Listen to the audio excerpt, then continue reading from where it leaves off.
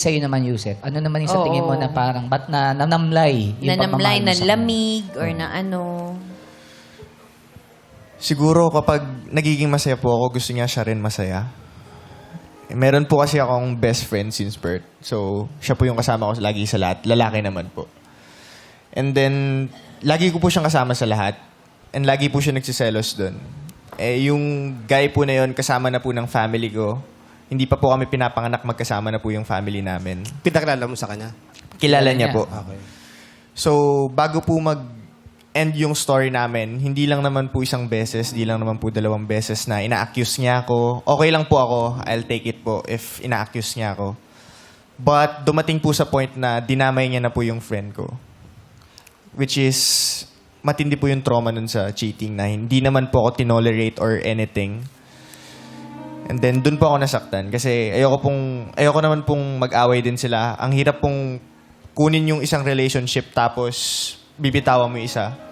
Parang pinapipili ka, parang ganun. Parang ganun po. So, for me, mas pipiliin ko po yung best friend ko Oh.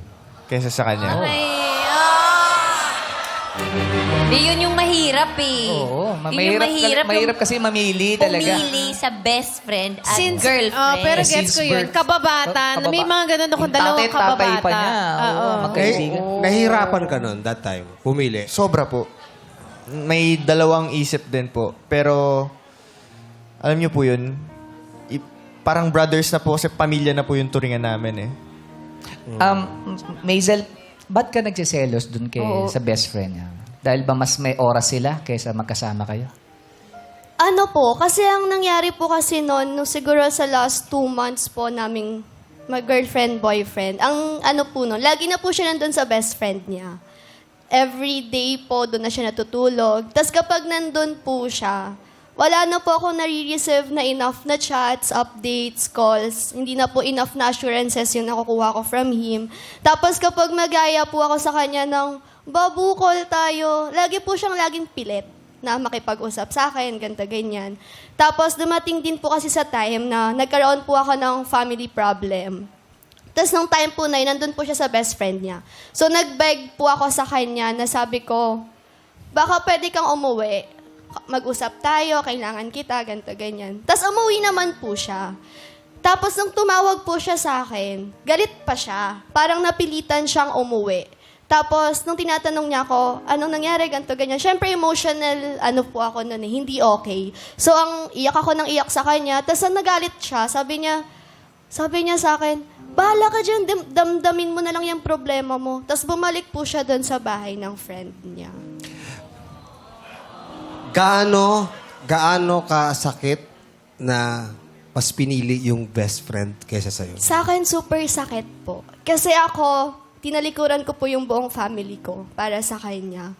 Tapos ako sa best friend niya lang, wala pala akong laban. So parang for me, grabe pala ako magmahal.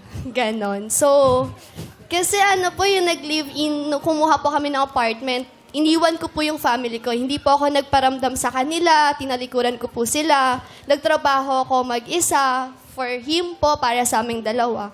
Tapos, yun lang po, sa isang iglap lang, doon ko nalaman na kung ako nagawa kong talikuran yung family ko for you, pero ako pala isang tao lang yung kalaban ko sa'yo. So, super sakit ko. Yusef, bakit mas pinili mo naman si best friend? Kung di ba ang best friend mo siya, kung baka maiintindihan niya kung ang pipiliin mo ay si Maisel. So, gusto ko lang po i-clarify kaya bakit po ako doon nag-i-sleep sa best friend ko. Kasi naging drummer po ako sa church namin. So, every Saturday, Friday po, youth night. And then, Saturday practice. Sunday, nasa church po. So, parang